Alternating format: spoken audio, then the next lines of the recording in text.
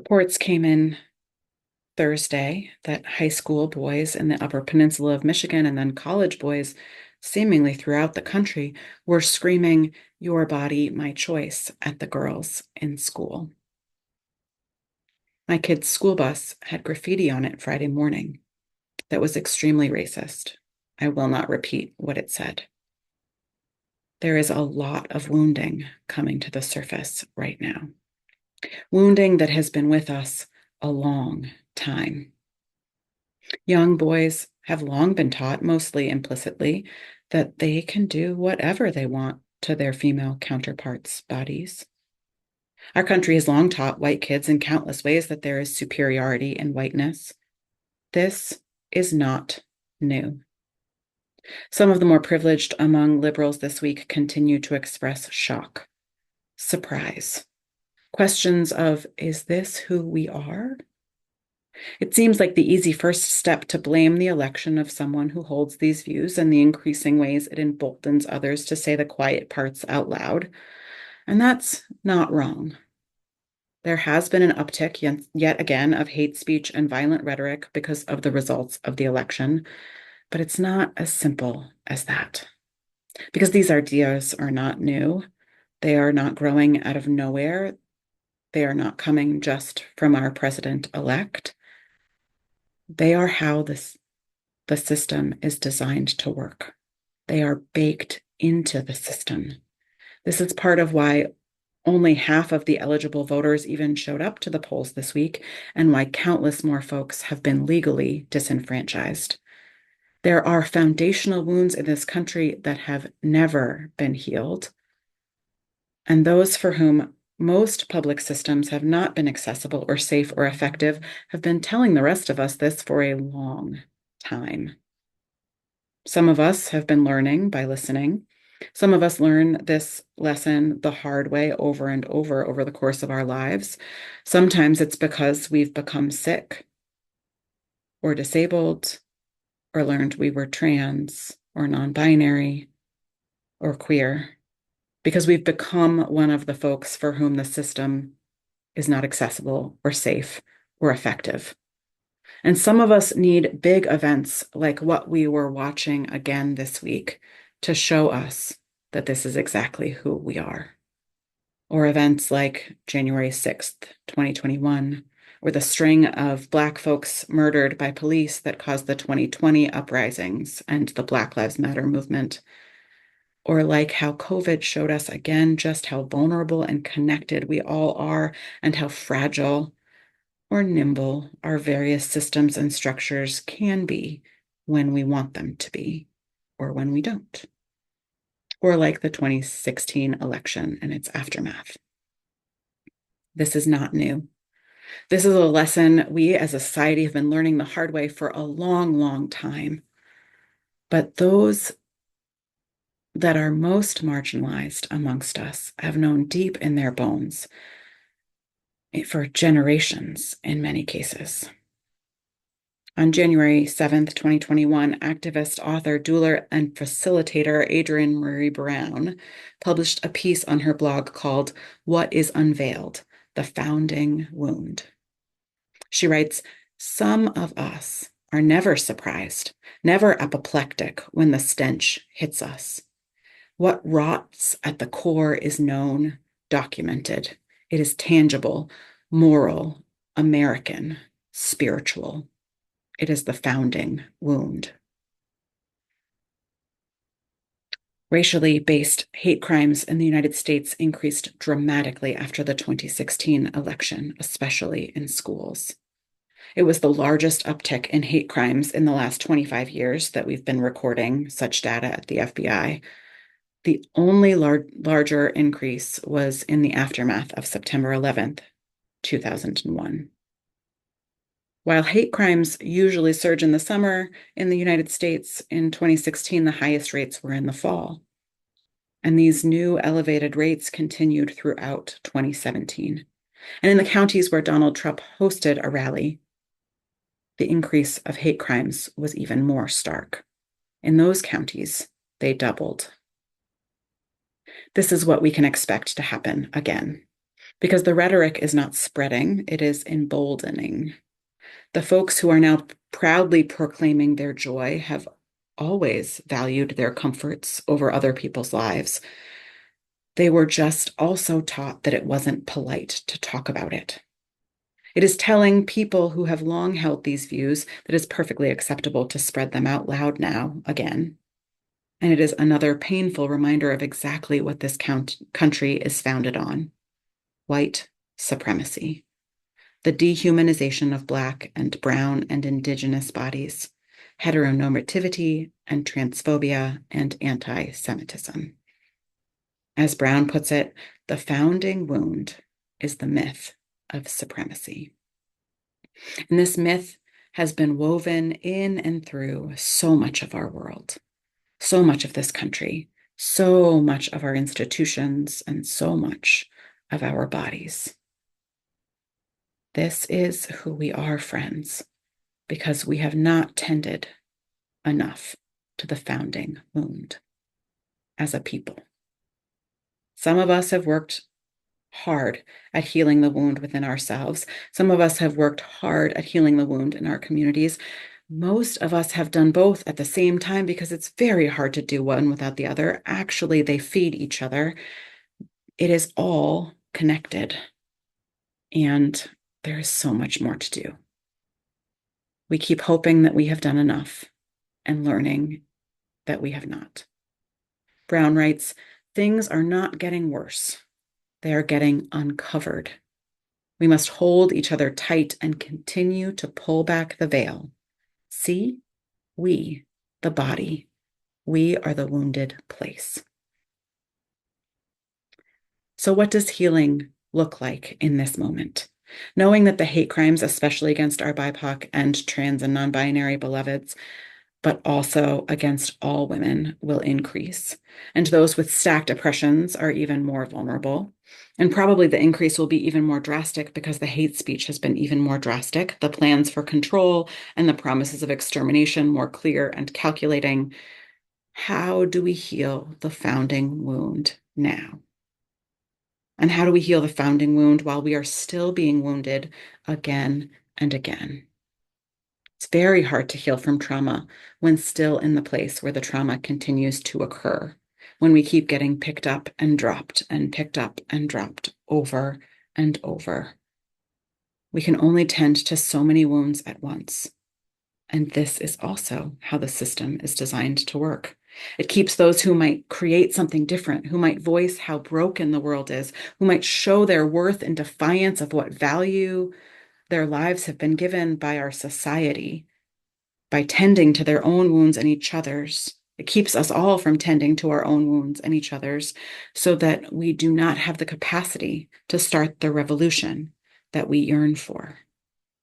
And because of this, because we know that the systems of oppression collude to make everyday life harder for those with identities that have been marginalized, because we just have more to deal with, more wounds to tend to, more obstacles in our pathways to healing, more needing to be creative in how to navigate the world because the public systems of support are not always adequate or safe. Because of all of this, I hope all of us, less directly impacted, support the healing and healing spaces of those more directly impacted. Because self-care is inadequate for all of us, but especially for those with marginalized identities. And it's not accessible to most of us. What we need now is community care. For most of us, self-care isn't possible without community support. There's lots of ways that we can do this. So let's get into what this moment means for this community, for people who've articulated a vision of a world based on love and who are striving to make that a reality in this world of empire, for people who strive to live into the deep interconnections that we know hold all of us together, human and creature friend and plant and stream alike, for people who desperately believe that everyone deserves to live and thrive, not break our bodies and souls again and again to add more gold to the feet of the dragons. For us, there's a lot of pathways that lead to survival. to fostering and creating another world, even in the face of fascism. It starts with healing, repair, tending to the wounds. And by that, I mean grieve and rage and despair at the horror of this, friends. It is not new, but it is disgusting. It is unbelievable that we just keep trying to band-aid this festering wound again and again. You can feel what you need to feel about it. You can feel defiant and ready for revolution. You can feel desperate and protective and hide under the covers. You can feel all of that at once. Because while humans are amazing at not feeling our feelings, we know that there are all sorts of physical and mental and spiritual consequences when we compartmentalize or shove things down further and further. And by healing and repair, I mean offering humanity and love to those most impacted through simple acts of kindness, direct financial support, support to organizations that do good healing work for folks from marginalized communities, creating spaces of sanctuary and refuge here. Maybe that looks like sending a card to my neighbor, a Black fourth grade girl who sat down on my kid's school bus on Friday morning to see the hate against her written on the window, just to remind her that she is loved and precious and not inferior to anyone. Maybe that looks like creating healing spaces here in our building for those most scared and impacted, gatherings for those with the most reasons to be scared. Because fear and isolation are a huge part of how fascism works, and connection helps. Acts of kindness help. Gifts of connection and materially comforting things help. Reminders, verbal and tangible, of our deep interconnectedness help. And healing means skilling up on the ways oppressions move in and through all of our bodies, healing the myths of supremacy that live within our bodies, practicing people's pronouns when they are not around, listening more deeply and not believing to everything we think, like we practiced last week with our guest, CBBO. It means continuing to do the inner work of healing the racism and transphobia and homophobia and anti-Semitism that live in our bodies because of the culture around us, even if we love folks from those groups, and even, friends, if we are folks from those groups. It means building on the networks of deep connection that exist all around us to bring ever more folks into our circle of care and love. Isolation is a tool of empire. Breeding distrust is a tactic that aims to increase isolation. So let's do the work of being trustworthy and of learning to trust ourselves and each other more deeply. Let's show up when it matters, whether in protest or massive strikes, because these things work to keep more people safe, and our convenience and our schedules are not more important than other people's lives. Nothing is more important than keeping our trans and non-binary children safe. Nothing is more important than keeping our Black, Indigenous, people of color, and children safe. Nothing is more important than keeping our children safe. Healing is necessary work. But as ancestor, activist, and author Bell Hooks reminds us, rarely, if ever, are any of us healed in isolation. Healing is an act of communion. And healing, friends, means fighting against those continuing to wound us and our beloveds. Healing happens in our bodies, in our communities, and it happens when we gather to fight for the freedom that we all deserve. And please resist the urge to put a binary on healing. We are not broken or whole, wounded or healed. Our wounds call us to tend to them in waves.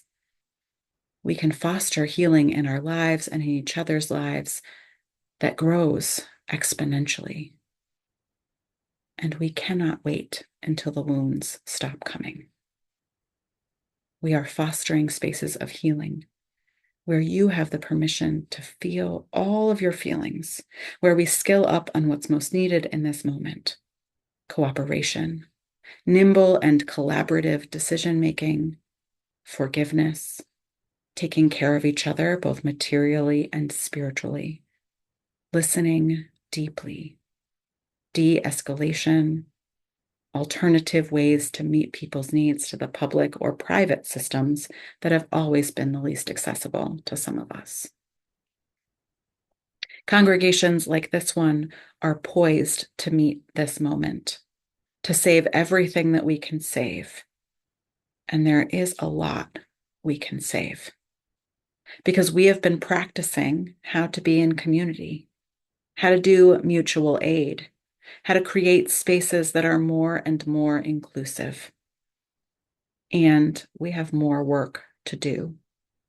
It is going to cost time and money, and it will matter more than words can say. Because let's be super real about this right now. People are dying now as a direct result of the Supreme Court justices that were appointed during our president-elect's last term.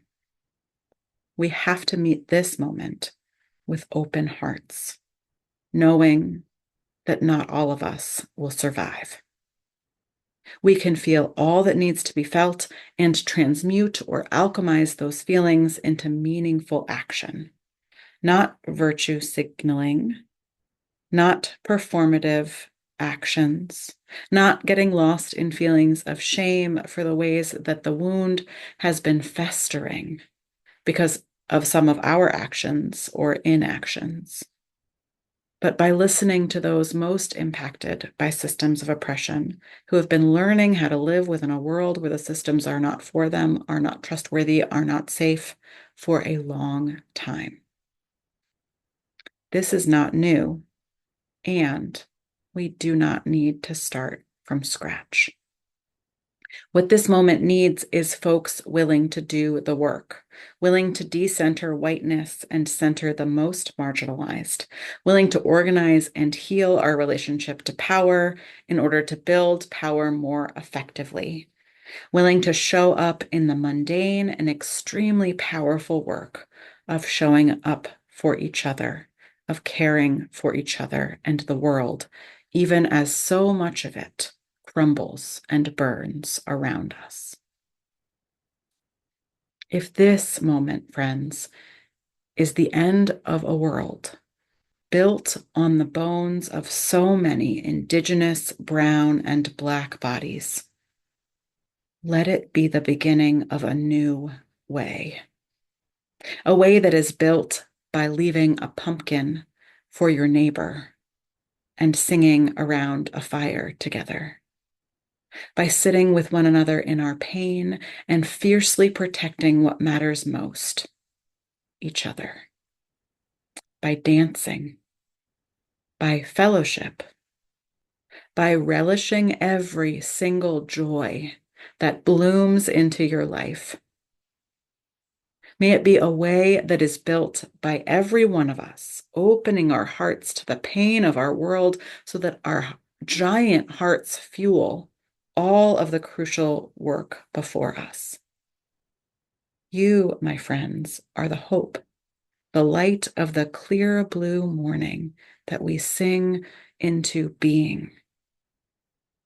In this moment, when so much is already lost, you and I, slowly and deliberately, can continue our work of love, inclusion, and building power for transformation in our lives and in the world. And most importantly, the hope is all of us together. Networks of folks who will strengthen our interconnection, building upon it, who will strengthen our power for change and our capacity for healing in the midst of continual wounding. It is all of us, led by those who are most impacted, who can be the hope for each other. We can build another way. We can dream of peace and love and healing and connection now. and we can make it real a little bit at a time. Are you willing? Let's go.